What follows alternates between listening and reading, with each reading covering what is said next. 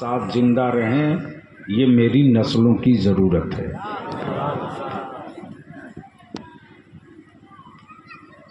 मैं इस्तकबाल करता हूँ हुजूर अमीन शरीयत हज़रत अल्लामा अशाह मुफ्ती अब्दुल मन्नान साहब कलीमी का।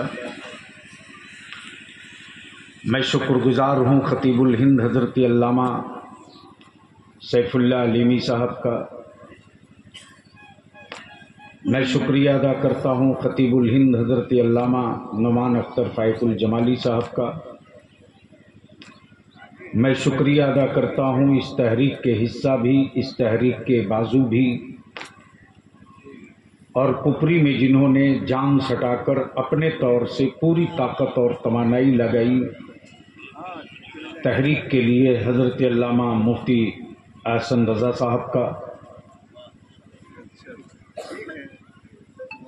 मैं फ़ख्र करता हूँ, मेरी जमात फ़ख्र करती है अदारे शरीया के सदर काजी हज़रत अल्लामा डॉक्टर अमजद रज़ा अमजद साहब का, फ़क़ीह असर सदर मुफ्ती अदारे शरीया हज़रत अल्लामा मुफ्ती एहसन रज़ा साहब का। वो कल की तारीख़ बिहार की, जब आलिम बनने के लिए हमारे बच्चे ट्रेनों में लटक कर जाया करते थे। ये रईसुल कलम की देन है, इदारे शरीया की अता है, अहले सुन्नत की मदद है कि अब कश्मीर से लेकर के महाराष्ट्र तक, आसाम से लेकर बंगाल तक मुफ्ती बनने के लिए उलमा तशरीफ़ लाते हैं आपके इदारे शरीया में। आज बलियावी तकरीर के लिए नहीं खड़ा हुआ है, जो आने वाले दिनों में मेरे बच्चों की सूरत बिगाड़ कर रखी गई है, उस तस्वीर से पर्दा हटाने के लिए हाजिर हूं।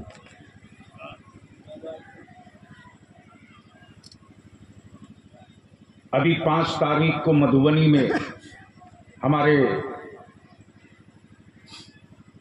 इस तहरीक के मजबूत सुतून हज़रत अल्लामा मुफ्ती बिलाल साहब काजी शरीयत, वहाँ के हज़रत मौलाना मुफ्ती अवैस रज़ा साहब, अमानुल्लाह खान, गुफरान शाहीन, दर्जनों नौजवान। और मंगरौनी एक ऐसा गांव है जिस गांव के नौजवान तो नौजवान, एक एक बच्चे को मौलाना मैं देखा हूँ रात को तो खुशी से मेरी आँख भर गई। काजी साहब जब मैं पहुंचा हूँ, छोटे बच्चों से पूछा हूँ, बच्चे घेर लिए, जहाँ लंगर बन रहा था, 4000 लोगों के खाने का इंतजाम था। जब मैं बच्चों से पूछा हूँ कि आप लोग कल दिन में क्या काम करोगे, बच्चे जवाब दे रहे हैं कि हजरत आप जो हुक्म देंगे हम वो कर लेंगे। मैंने कहा बेटे कल जग में गिलास और पानी लेकर आप लोग घूमते रहना, लोगों को पानी पिलाना। मैं शुक्रिया अदा करूं आपके घर का बेटा जो आपका सर फख्र से ऊंचा किया है। जो लोग टोपी दाढ़ी मदरसे में पढ़ने वाले को देखकर समझते थे कि ये क्या कर सकता है इमामत के सिवा, लेकिन आप ही के घर के बेटा हज़रत अल्लामा डॉक्टर मुमताज़ साहब ने ये करके दिखा दिया कि मदरसे की चटाई में वो तासीर आज भी जिंदा है। अगर जुनून चढ़ जाए तो सूरत पर हम भी झंडा गाड़ सकते हैं। अल्हम्दुलिल्लाह, अभी आपने पूरी तफसील समाप्त कर ली। मैं तकरीर के लिए नहीं खड़ा हूँ, जो हमारे मुतालिबात हैं उन्हीं मुतालिबात को लेकर खड़ा हूँ। अभी ज़िंदगी में 2-1 बातें आ जाएंगी तो मैं समझता हूँ कि अगर खुद को जीने के लिए जिंदा हैं तो आपसे हमें कोई शिकायत नहीं, इसलिए कि कीड़ों को रोज़ पैदा होते देखता हूँ, रोज़ मरते देखता हूँ। अगर खुद को जीने के साथ साथ अपनी नस्लों को जिंदा रखने के लिए जिंदा हैं तो आज अहद कीजिए, आज अहद कीजिए कि आज से मेरी ज़िंदगी की स्टाइल बदल जाएगी। आज से मेरी लाइफ का हर हिस्सा और हर जाविया बदल जाएगा। मैं शुक्रिया अदा करूं अदारे शरिया झारखंड के नाज़िम आला हज़रत अल्लामा मौलाना कुतुबुद्दीन साहब, जो बिहार में भी तहरीक, झारखंड में भी तहरीक, तंजीम भी देखना, मेरा भाई ये बाजू की तरह मेरे साथ कांधे से कांधा लगाकर खड़ा है। अल्लाह ताला मेरे उलमाए कराम की उम्रों में बरकतें अता फरमाए और हम सबों को रईसुल कलम के खींचे हुए ख़त पर कुछ करके, कुछ तारीख़ रकम करके अपने महबूब की ज़ियारत की सआदत देते हुए इस दायरे फ़ानी से जाने के हुक्म सादिर फरमाए। हज़रात, इस वक्त मामलात बहुत पेचीदा, निकाह सस्ता करो आपने सुन लिया, शादियां आसान करो आपने सुन लिया। हाँ, एक बात भूल गया था, वो भी अर्ज़ कर दूं। ये हमारे खतीब ज़ीशान हज़रत मौलाना ईसा मिसबाई साहब आसनसोल रहते हैं। अगर आप मुलाजमत कर रहे हैं तो छोड़ दीजिए, आलिम मुलाजिम नहीं हो सकता और किसी हुकूमत के सिक्कों में इतना दम नहीं है जो आलिम को मुलाजिम बना सके। ज़रूरत है बंगाल में आसनसोल में खड़ा हो। मैं शुक्रगुजार हूँ शायर हिंदुस्तान हज़रत दिलकश राजवी साहब का, तौक़ीर रज़ा इलाहाबादी साहब का, सिफ्तैन रज़ा अज़ीमाबादी का। यकीन मानो मेरे किसी एक आलिम ने मुझसे ये नहीं कहा कि मुझको आप कह रहे हो चलने को किराया कौन देगा। मेरे किसी आलिम ने नहीं कहा कि मेरी गाड़ी में डीजल कौन देगा। अभी कारी निसार साहब मेरा बाजू है, मेरी तहरीक का हिस्सा, अभी उनको पूर्णिया जाना है। एक मर्तबा नहीं उन्होंने कहा कि मैं तो ट्रेन से जा सकता था, अब तो गाड़ी करके जाना पड़ेगा, मेरी गाड़ी का खर्च कौन देगा। तो जब उलमा कुर्बानी दे लिए के लिए मैदान में उतर गए हैं, अगर आप थोड़ी सी हिम्मत कर लो तो जो काम 50 साल में नहीं हुआ है वो काम 5 साल में करके दिखाया जा सकता है। तो अब अगर चाहते हैं बलियाबी साहब से कुछ सुनना, तो जो लोग कपड़े के बाहर हैं, अगर मेरी तहरीक का हिस्सा हैं तो कपड़े के अंदर आ जाइए। जो कपड़े से बाहर हैं, पर्दे से बाहर हैं, अंदर आ जाएं। और कोई ज़रूरत नहीं है कि 50 लाख की भीड़ हो। भीड़ तो लोग देख करके आंखें फाड़ फाड़ कर मसल कर देख रहे हैं, अपने भी गैर भी। और अभी तो हम लोगों ने सिर्फ हवाओं को सदा दी है, तूफान तो आना बाकी है। तो क्या चाहते हो, बलियाबी से 5-10 मिनट सुन सकते हो आप? तो ऊपर से लेकर नीचे तक सारा मजमा, यही तो मेरे ईमान की पहचान भी है, मोमिन की शान भी है, ईमान की पूंजी भी है। आ जाइए। जब मैदान में मुजाहिदीन थकते हैं तो मदीने वाले को आवाज देते हैं, और जब हम हिंद में थकते हैं तो मदीने वाले को आवाज देते हैं।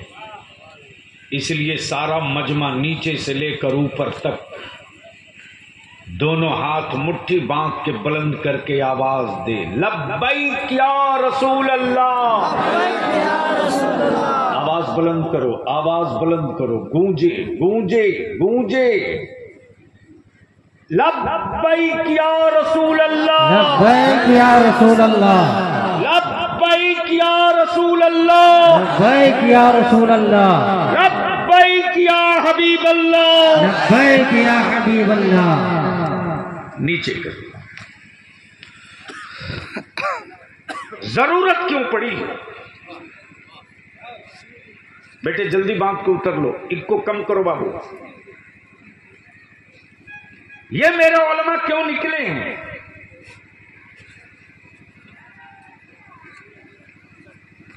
क्यों निकले हैं मेरे उलमा? क्यों बेचैनी बढ़ी अचानक? लेकिन मेरा आलिम तो मजलूम है, मजलूम।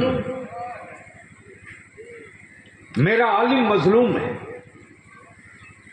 मोहल्ले में शराबियों की तादाद बढ़ जाए तो लोग कहते हैं मौलाना क्या कर रहे हैं। मुल्क का वजूद खतरे में हो तो लोग कहते हैं मौलाना लोग क्या कर रहे हैं। हिंदुस्तानी होने का सबूत मांगा जाए एनआरसी के नाम पर तो लोग कहते हैं मौलाना लोग क्या कर रहे हैं। मुल्क आजाद ना हो सके लोगों के लड़ने से तो लोग कहते कि मदरसे के मौलाना कब मैदान में आएंगे। मेरे अजीज, मैं शुक्रिया अदा करूं अपने छोटे भाई गुलाम जिलानी खान का। मैंने इनसे कहा दिल्ली में ये थे, मैंने कहा तहरीक है दिल्ली छोड़िए। आज तकरीबन 5 दिनों से रात दिन ये मेरा नौजवान लगा। और बिहार तो वो सूबा है जो पूरे मुल्क को रास्ता बताता है। तवज्जो चाहूं अहले स्टेज की तवज्जो चाहूं। काजी साहब, भारत की आजादी का सूरज इसी बिहार से निकला है और मंडल का हिस्सेदारी का सूरज भी इसी बिहार से निकला है। और जब शाहबानो केस का बहाना बनाकर नबी की शरीयत पर खंजर चलाया गया तो रईसुल कलम ने अपनी टीम लेकर के दिल्ली की हुकूमत को घुटने पे लाने का जो बिगुल फूका था वो यूपी से नहीं इसी बिहार से फूका था। और जब 3 तलाक और एनआरसी पर मेरी औलादों को लोग आंख दिखा रहे थे उस वक्त पूरे मुल्क में चुप्पी थी। लेकिन आपका खादिम इदारे शरिया और अहले सुन्नत का नौकर बलियाबी दिल्ली के हुक्मरानों को और बिहार के हुक्मरानों को 2 टुक कह दिया था कि तारीख तय कर लो और फैसला कर लो करना क्या है। वरना अगर मस्जिदों से अइम्मा को लेकर निकल गया बलियाबी और अगर बिगुल फूंक दिया इदारे शरिया ने तो याद रखना अब तक तुझके सियासी वर्करों से पल्ला पड़ा है, मुस्तफा के वारिसों से पल्ला नहीं पड़ा है। ठिकाने लग जाओगे।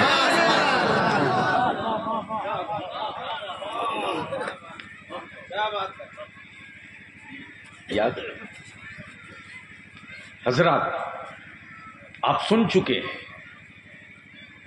भारत में एक पेशा बन गया है, पेशा। पाले हुए कुछ गुंडे हैं पॉलिटिकल पार्टियों के और जब सियासत